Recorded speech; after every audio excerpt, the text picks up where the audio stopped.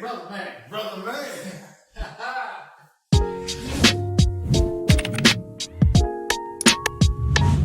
What is going on, YouTube? Welcome back to Elevate the Show. This is a new segment that I have been working on, and that's why we really Elevate the Show has not been posting.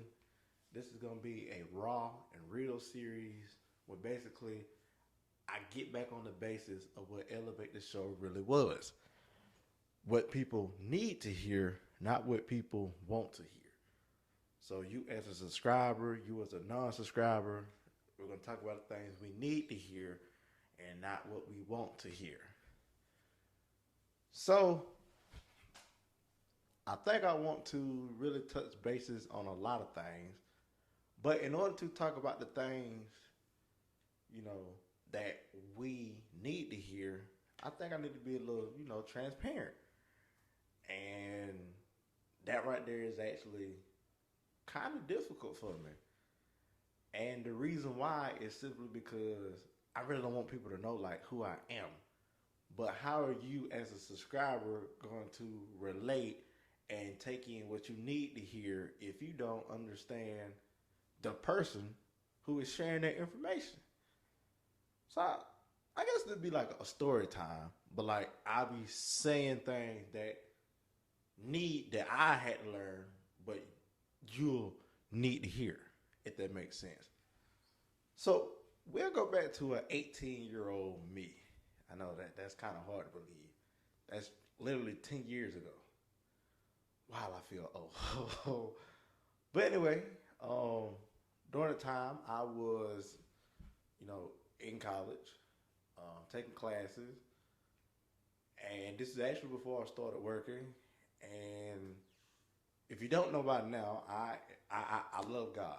I love Him. Sometimes my actions and my words and all that don't say it, but deep down, the Lord still knows my heart. He knows I am constantly, working to get to where when I say I love God, I ain't got to sit here and say all this other stuff. But I truly do love God. At 18, I was more on fire for God than I am now due to life. We all have been through life. But anyway, at 18, I was driving from a family member's house, going to see more family members, about like an hour away. And probably about 15 minutes down the road, the Lord spoke to me. He said, "Yeah, I need you to go on back home." And I'm like, go back home? Why? Why would I go back home? Like, well, Lord, the plans that I had set, I was going to finish school, get a good job, then I can go back home. The Lord was like, no. You need to go back home. And I'm like, Lord, I'm about to be on the platform, for a Christian-based TV show to where I can share more about you. The Lord said, I understand that, but yeah, I need you to go back home. I was hard-headed. I didn't go back home. And so basically what happened from there is, and the first thing that I think that we all need to learn is, when the Lord has a plan for you, it's a plan that you can't see sometimes. That you think you got your plans in order, but God's plan is a whole lot better. And being a living testimony, and a living testimony of that, I just said the same thing twice. Like I said, it's going to be raw and real. But anywho, sometimes you just got to take that leap of faith. I didn't take that leap of faith at first, y'all. I didn't.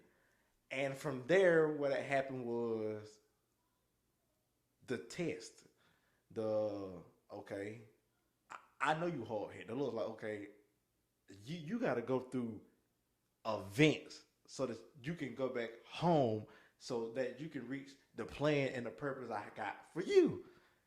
So basically from there, what had happened was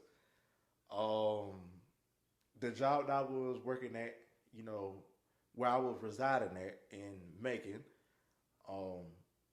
the first sign that God showed me, somebody actually dropped a gun that was in a bag on the counter, sat there and said, I set this whole thing off right now. if any of y'all try to holler at my daughter again. I mean, I wasn't the one that hollered at the guy's daughter, but in that moment, I didn't think nothing of it. That was the first sign God showed me. That, yeah, I need to get out of this environment. That's the other thing I need us to learn.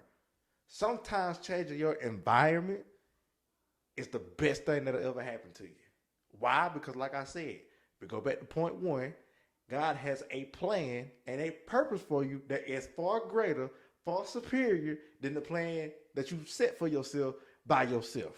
You need God in everything you do. You need God when you wake up in the morning. You need God when you go to sleep. You need God when you're driving to work. You need God when you're driving from work, when you're coming back home. And so the second sign was probably, was more of a wake-up call, but I really didn't think nothing of it. This all happened at the job I was working at. Trying to stop an employee from harming a customer, I put myself on the line. And by that, I mean, by me holding him back, the customer, an older guy, people say respect your elders, an older guy who felt threatened, which makes sense, pulled out a knife and was walking towards me, but my back was turned.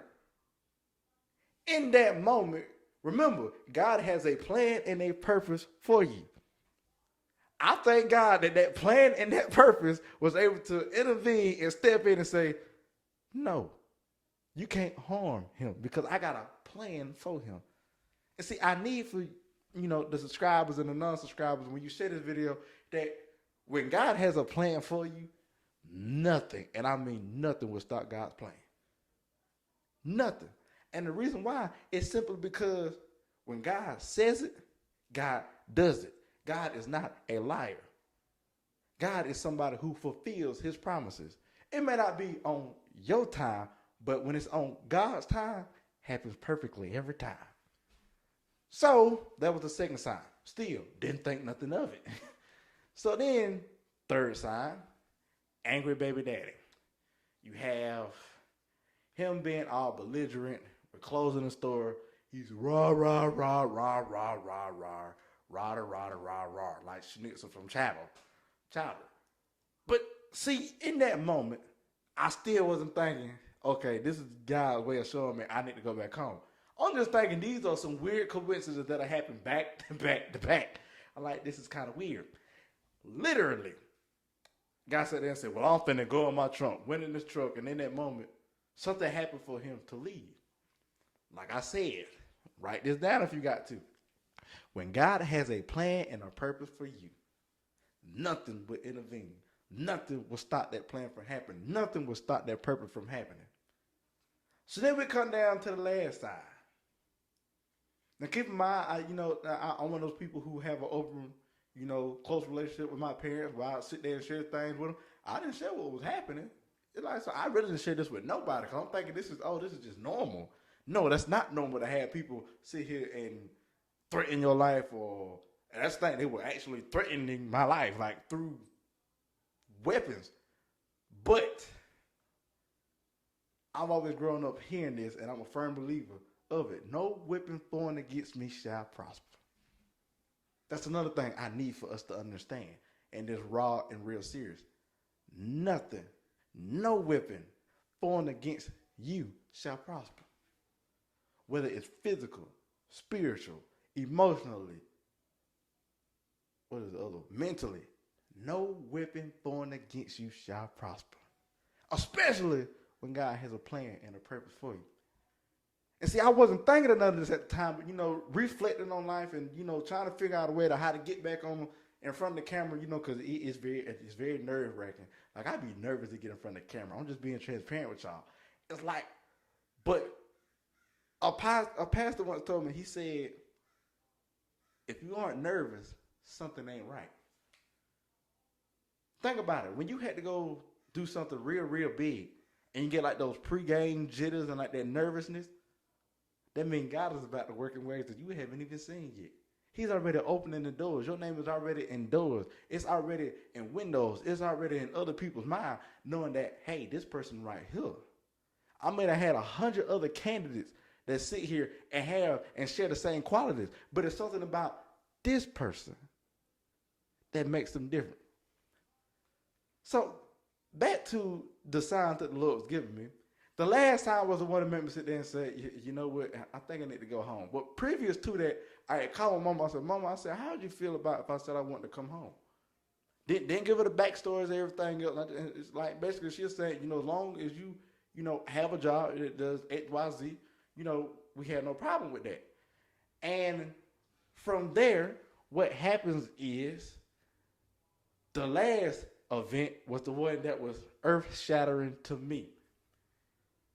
And it took weeks to brew. It wasn't just like a one-night thing. It took weeks to brew. Like, I was sitting there trying to make sure that somebody else was good because somebody was using somebody's identity at the same job. And I tried to clear their name the best way I could. But all those good acts, that all went out the window when I get a text toss on, oh, well, if my girl gets in trouble, I'm coming to see about you. Because you say you don't know how to do this. I'm telling the truth about something, but yet you feel heated because you can't keep control of your emotions. That's another thing I need for us to know and for you to walk away with when you get done watching this video. Be in control of yourself. When you feel yourself getting angry, sad, even happy.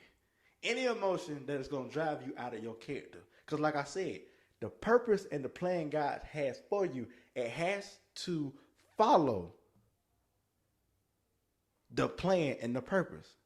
If you get mad and you get angry and you act out of anger, it's a delay. And see, that's the thing. When you get a delay, you wonder, well, I didn't get here then. I wonder why. Maybe it's because you had to learn why you shouldn't act out of anger or why you shouldn't act out in certain emotions. Oh, man, I'm over here sounding like my dear. Hello, how you doing? But anyway, it's like in that moment, someone else was acting out of their emotions, basically saying that, well, X, Y, Z, and we're going to have X, Y, Z done.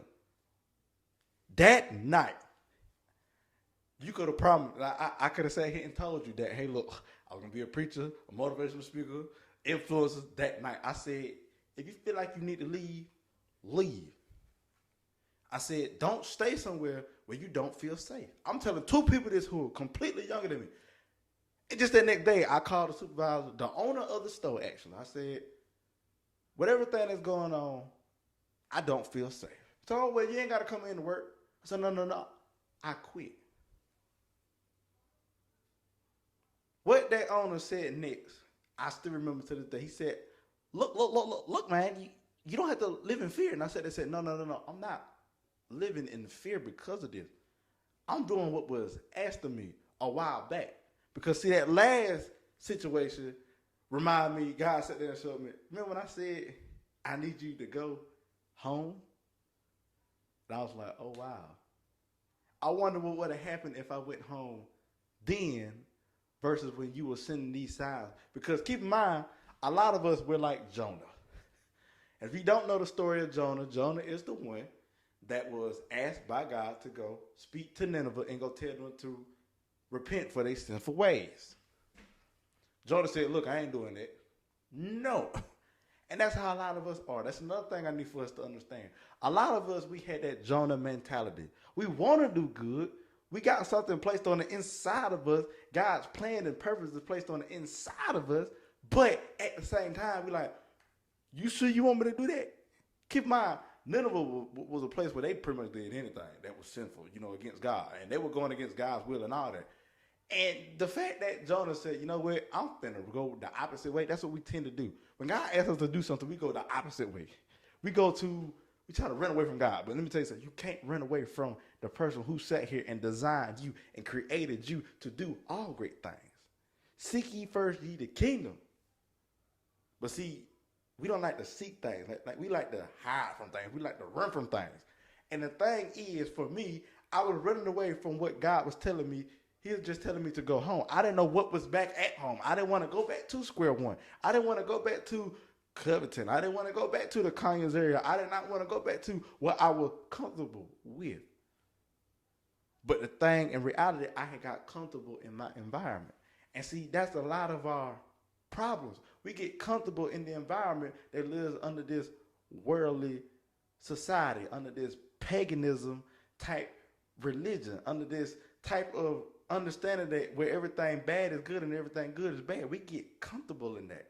And it's time for us as a people, as my cousin said, the church, it's time for the church, to really step up and stand out, because in the Bible, it says, and I got to be able to pull up all these things, and I'm paraphrasing, so do not come for me in the comments and everything, but I need us to understand that the Bible sits there and says that leaders will be judged more harshly because of the position they're in. So if you are a leader, a supervisor, anything in that nature, you will be judged more harshly for the actions that you do.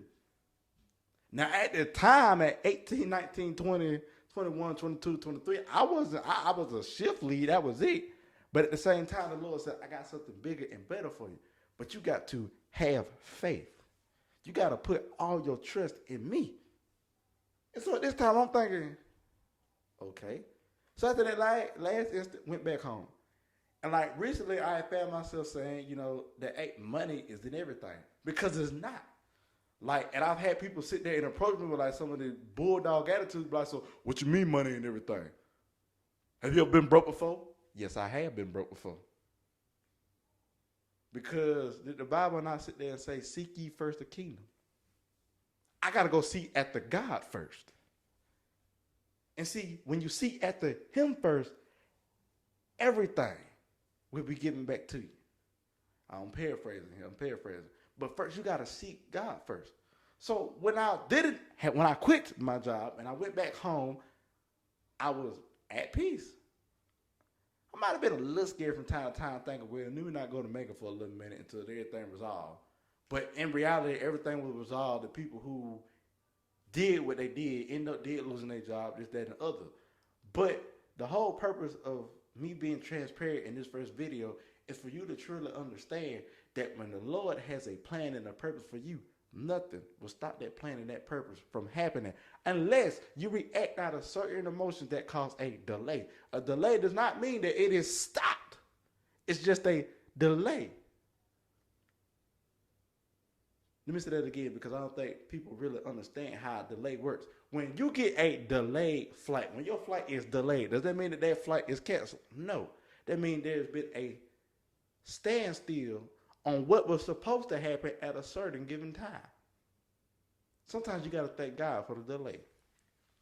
And people probably thinking, wow, this is not what Elevate the Show is all about. But remember, Elevate the Show is meant to talk about what we need to hear, not what we want to hear. Because there's going to be some people that's probably going to unsubscribe because of the simple fact that, hey, I didn't subscribe for this. I want to subscribe and sit there and laugh. I can't guarantee you every real and raw episode is going to have funny things in it. Sometimes we need to get straight to the point, straight to the meat and the potatoes of the conversation. But see, at the same time, during that time, while I now realize that money isn't everything, money is not going to buy you happiness. It's not. Money is not going to fill that hole in that heart for when you got your heart broken by somebody.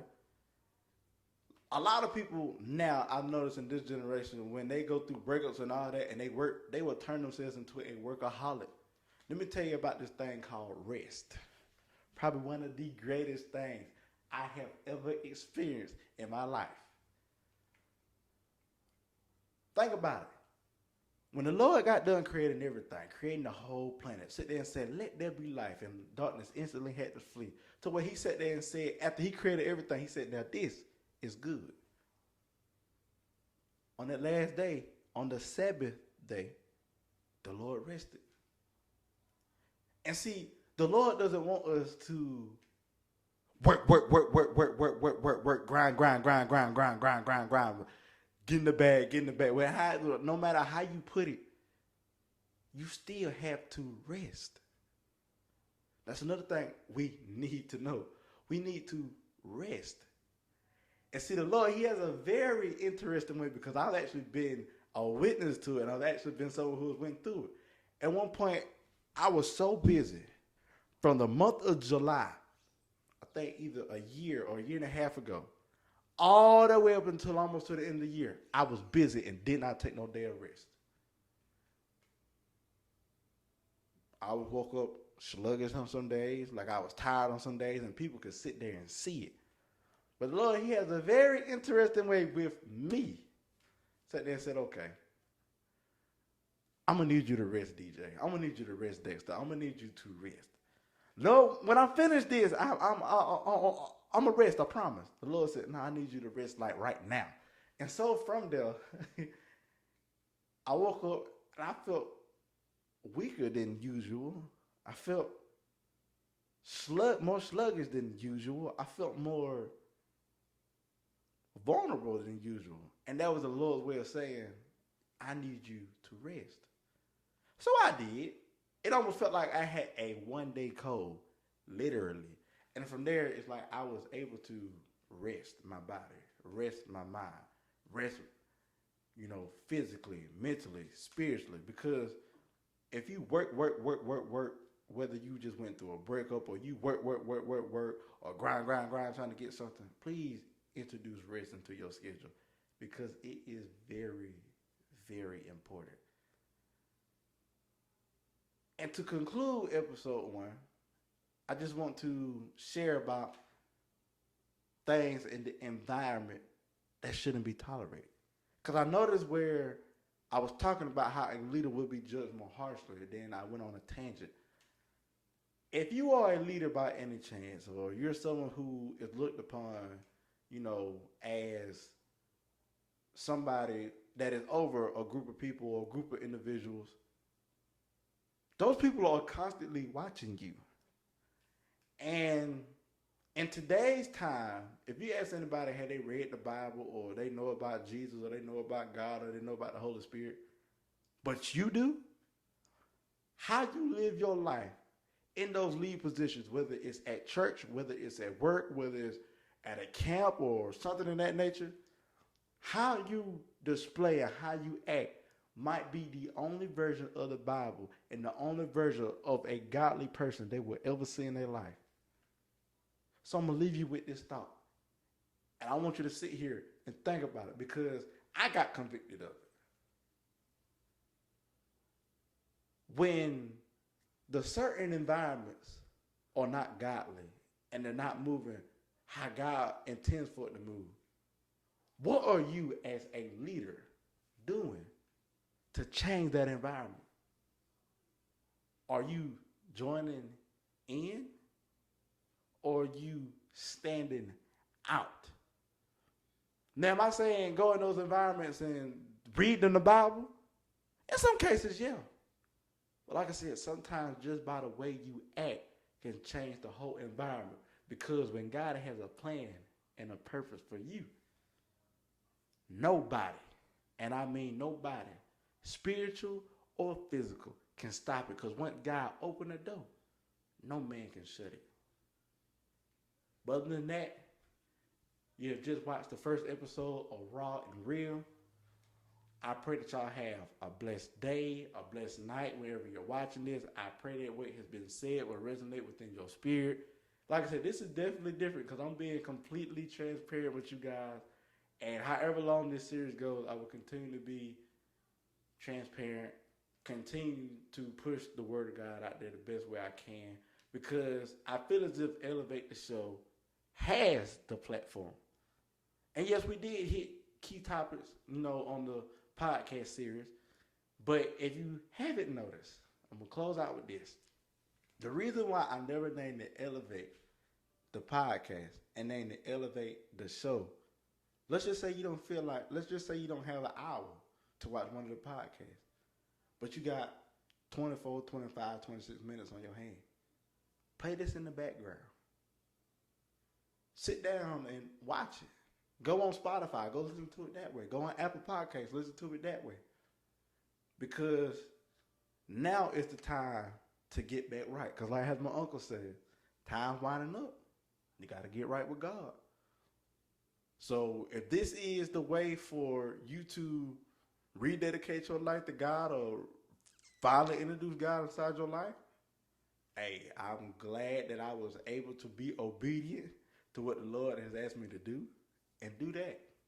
But other than that, man, like we always say here at Elevate the Show, we love you. We do virtual hugs around here.